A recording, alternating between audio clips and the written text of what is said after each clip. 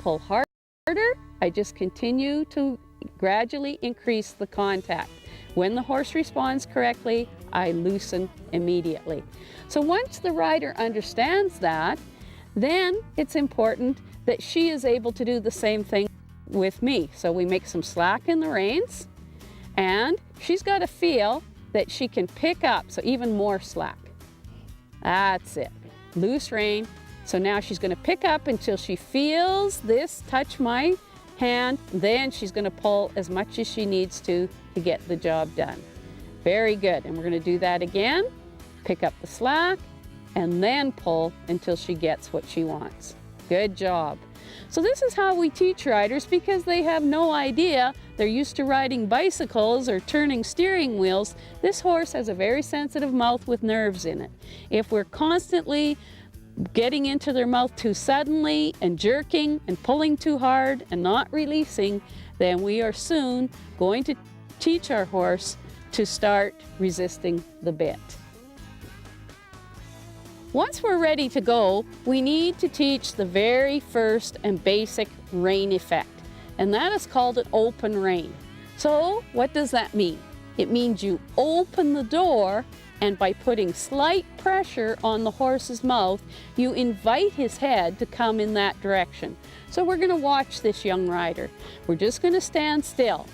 If she chooses to bring her horse's head towards me, she's going to open her left hand way out and gently pull and jiggle that rein until he turns his head this way. And notice her offside rein gave a little bit, and that's exactly what we need to happen. Now, because she is an English rider, it's important that she keep this leg close to the girth. A Western rider might open the door with this leg as well, but an English rider keeps the leg on the girth. So now let's practice that open rein in motion. So here we have a rider approaching a pylon. Notice how she's going to turn that horse's head and ask it to bend its neck. She's going to go on to the next pylon. Notice the open door with her leg and her rein. Notice the next pylon. Notice her outside rein and leg. She's going to yield with that outside hand and push with that outside leg. All right, so we close the door on the outside with our leg, open on the inside with our hand and leg, and make sure we yield with our opposite hand. This skill is open rein. Really work hard to see if you can get those horses to bend their neck. Not just turn, but bend their neck. So once we have the rider able to ride around a square and keep the horse correct, now we're going to ask them to turn left and right. So we're going to set up some pylons or barrels or pole bending bowls or jump standards, whatever you want. And at each turn, we're expecting this rider to use the open rein and turn and go in the opposite direction. So here we have an English rider and a Western rider. They'll both use an open rein. The only difference will be the English rider will keep her inside leg in close to the girth all the time, whereas the Western rider will open the door.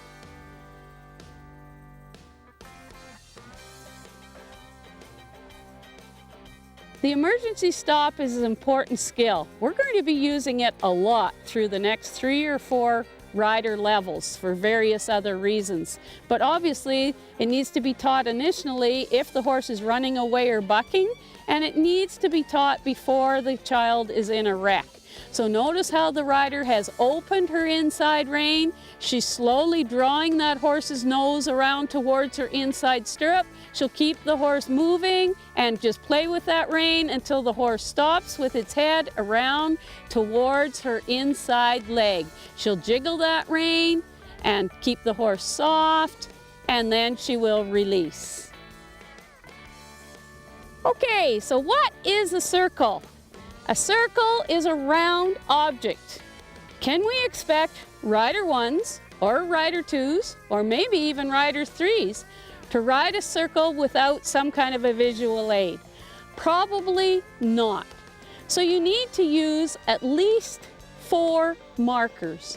I prefer double markers because then it's easier to keep them within a relatively close distance to the marker. English riders often ride on the inside of cones. Western riders sometimes ride on the outside. The important part is that we should have, when we ride a circle, about the same number of steps between each of the sets of cones. How does the rider ride the circle? First of all, they have to look where they want to go. As soon as they get close to one set of markers, they look at the next set of markers. All right, and we want them keeping the horses walking like they're alive and well, because if they don't, then the horse is going to wander. So look where you want the horse to go.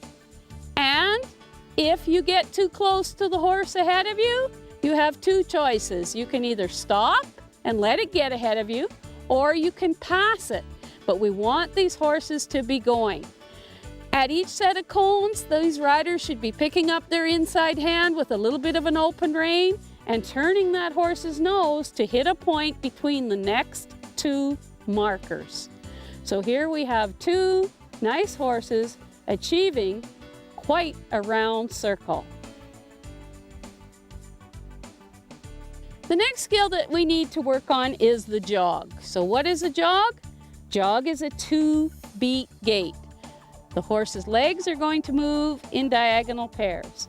So you have seen the demonstration of this by a rider 3 rider. Now you're going to see a rider 1 rider try it. So there are a number of things we need to think about. First, how are we going to get this horse to jog? First thing that the rider has to do, take a little bit of feel on the horse's mouth so the horse knows that it's going to be asked to do something else. Then the rider's going to cluck a little bit and maybe kick a little bit or squeeze a little bit, and the horse should start to jog. Once the horse is jogging, then the rider has to feel that 2-beat rhythm. So the object of riding the jog on a Western horse is to sit. You don't stand up and push on the stirrups. You try to feel the rhythm of the 2-beat gait and to let your seat go in rhythm with the horse. Basic position, balance, suppleness, no pulling on the horse's mouth, no gripping with the rider's legs, and go ahead and jog, and we'll watch for all those things. So what we see here, correct basic position, pretty nice soft hands, good focus, and we'll practice a while longer until we really get that rhythm. When you choose to teach the posting or rising trot, there's a number of things in the basic position and the use of body parts that are absolutely crucial to get this done correctly. We don't want to emphasize too much pushing on the stirrups. If the rider is going to do this correctly, they actually have to use their core strength, so they need to tighten out a little bit in their belly and tighten a little bit in their butt, and they're also going to use the muscles in their thighs. And when they rise, they're going to imagine that they have no legs below their knees. So they're going to press right here a little bit, not squeeze as hard as they can. Just press lightly, and now use this part of their body and lean slightly forward and lift up. And do it again, and up, and up. Good, and down. She for sure has pressure on the stirrup, but she's not pushing down hard. The key is right here. And the key is, don't squeeze it as hard as you can. Pretend this is one of those birds that we talked about earlier. You're going to press on it, but you don't want to squeeze and hang on tight. Likewise, you don't want to have a big knot in your stomach. So every time you go up, you just tighten your abdominal muscles a little bit, tighten your butt muscles a little bit, and use those thigh muscles to get yourself elevated. Notice the rider, when she goes up, she will incline her body slightly forward, because if she does that and brings her shoulder over her knee, all she has to lift up is this part. If she sits back and then tries to do it, she's going to have a lot more weight to lift forward. So we do incline the body slightly forward and then rise from there. Let's talk about the hands. The hands, she's going to shorten the reins up to here, and the hands are going to stay pretty close to the horse's withers as she's rising. We don't want to see her pull back on the reins and pull on the reins to balance to get herself up. So those are all of the things that we need to rise trot. Of course, we're still focusing ahead. We've still got weight on the heels, and we're sitting up as straight as we can. Whether you're an English rider or a Western rider, you need to be able to do a posting trot. If you've got a quick-legged little horse like this one, it's going to be a lot easier for this rider to ride a posting trot than a sitting trot. And get ready to walk, girls, and walk. And you're going to do quite a few breaks back to the walk when you're teaching it, because if these are true rider ones, the further they go, the more they're going to lose their position or they're going to start gripping with those legs. Trot again, nice soft knees. Keep breathing, keep looking ahead, and just go up because you've got nice soft balance, not because you're hanging on as tight as you can with those legs. Good job. Now we notice they may be getting a little bit high. We're fine with that for right now, and then as they get more comfortable, we'll start to talk to them about not going as high. And walk. And this time when you trot, girls, you're going to try to let that horse do some of the work. If he's trotting out, he'll bounce you up. So just lean that little bit forward, tighten your belly muscles just a little bit, and try it again. And go up just a little bit. And remember, you're trying to go forward, not up. And go ahead and trot again. And rise. Remember, you're bringing your seat forward. You're not trying to go real high. Good job. In teaching young riders to stop, it's really important that we teach the aids. The aids for the stop are, they're going to sit back on their butt just a little bit and push their weight down into their heels. Then they're going to say woo, and if necessary, they will apply 2 direct reins. That means the hands will come back towards their hips, and that pressure will start very lightly and increase until the horse stops. If the horse stops on the word whoa, then we don't even have to apply any pressure. So our job as coaches is to get our riders to first think about it, then apply the aids, then get the job done. We've made a wall here out of pylons, or you can use an arena wall. So let's see how this rider achieves this skill. She's going to walk forward now. When she gets to the first pylon, she's going to start thinking about the aids. At the second one, she's going to start applying the aids. And there, look how soft that horse stopped. She maybe moved her finger, but she obviously didn't have to pull hard on the reins. So we're going to watch our English rider try it. She's going to walk towards the jugs. And at the first cone, she's going to think about the aids. At the second cone, squeeze a little and 2 direct reins. And the horse stopped. In teaching the backup, one of the most important things to remember is patience. We have to remember that the more we tighten and panic and pull, the more we feel like a predator on the horse's back, and the more the horse is going to resist and pull back or do something even more nasty. So, big thing in teaching this skill is breathe. Stay soft. Wait for the horse to understand what you want rather than pulling and pulling and pulling. So here we have the rider up against the wall. We're assuming this is a wall.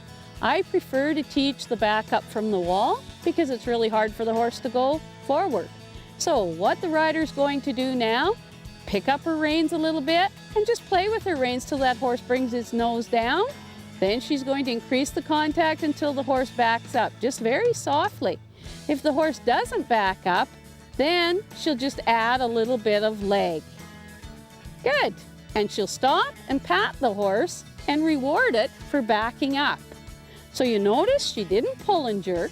She just waited for it to happen. It's important as instructors that we teach the correct dismount right from the beginning. It doesn't matter how big or how small either the horse or the rider are. Getting off correctly is a skill that can be taught right at Rider 1. So we're watching our Western rider. The first thing she's going to do is find a place, which she obviously has, that's safe to dismount. So you do not get off at the gate. You do not ever get off at a mounting block because there's a chance you could slip off and fall underneath the horse. And you don't get off until your horse is relaxed and standing still. When all of that is ready, then she's going to shorten her reins and put those reins in her left hand on the mane. The right hand is going to go on the bottom of the horn. She's going to back her left foot up so there's no chance she's going to get it caught when she goes to dismount. She's not going to take it out of the stirrup, but she's going to back it up a little bit. As she swings her right leg over, she's going to make sure she doesn't touch the horse's butt or the saddle, and then both legs out and slide down. Notice when she did that, she did not lean her head over the other side of the saddle. So you don't lay on the seat of the saddle and take the risk of the horse jumping and you falling off on your head. As soon as she's down, you notice she took her reins down and she loosened her cinch. Our English rider is going to get off basically the same way. She has found a safe place in the arena to get off. Her reins are short so the horse can't leave, and she has taken a hold of the gullet of the saddle with her right hand.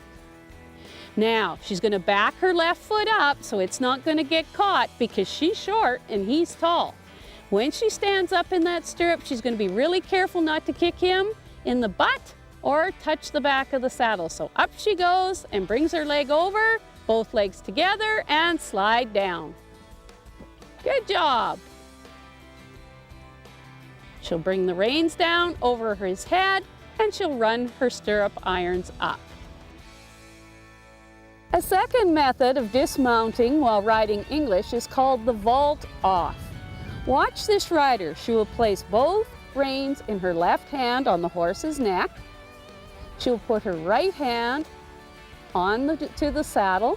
She'll remove both feet from the stirrups, swing her legs forward, back, and off.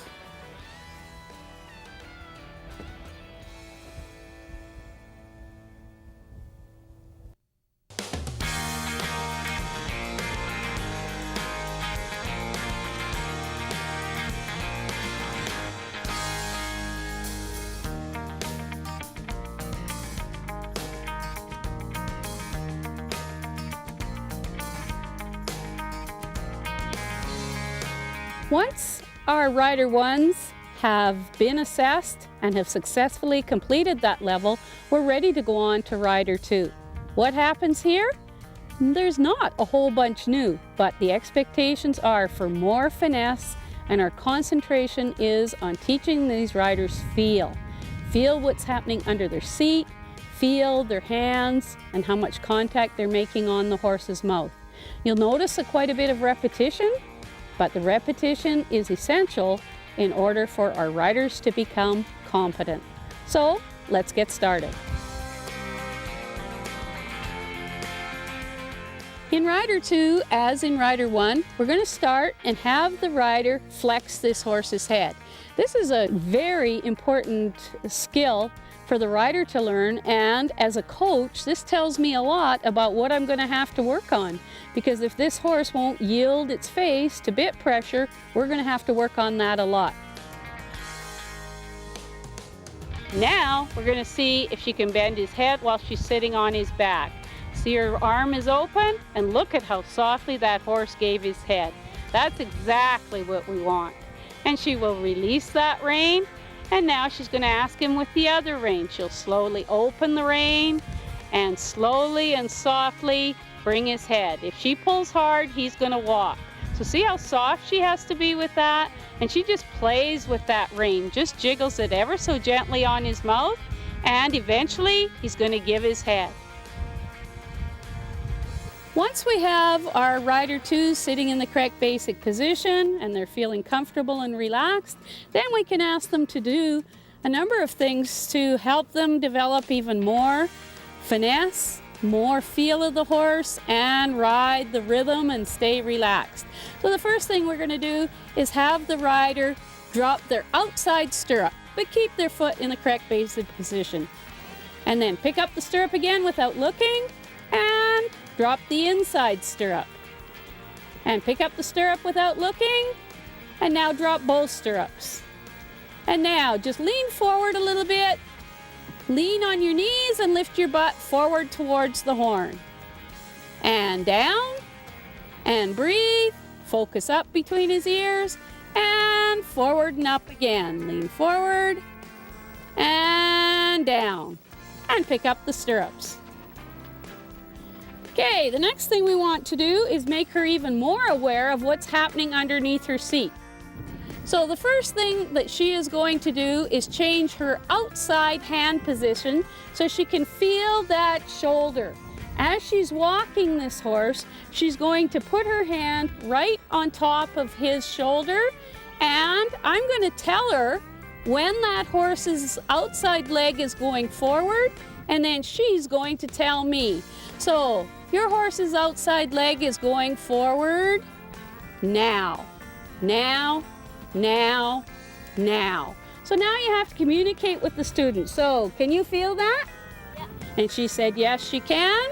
So I'm going to tell her now, now, now again, and then when I quit talking, you tell me. So his outside leg is going forward now, now, now. Now. Good. Okay. And so we're going to work on that. That is not going to be an automatic skill. As a coach, you need to tell the student more than the student tells you at this level. Now, you remember in Rider 1, we practiced that emergency stop. You thought that was the end of it. That emergency stop is going to become one of our #1 skills in order for us to develop many of the more advanced movements that we need in Rider 4, 5, and 6. So as this rider goes forward, she's kicking the horse a little bit, getting the horse to go forward. Now she's slowly going to open that inside rein way wide and slowly start to bring that horse's head around towards her inside leg, but she's not going to stop the horse. She's going to keep kicking it and bringing its head more and more and more to the inside, just nice and soft. Just keep asking. She's yielding with her outside hand, and she's going to go around and round and round.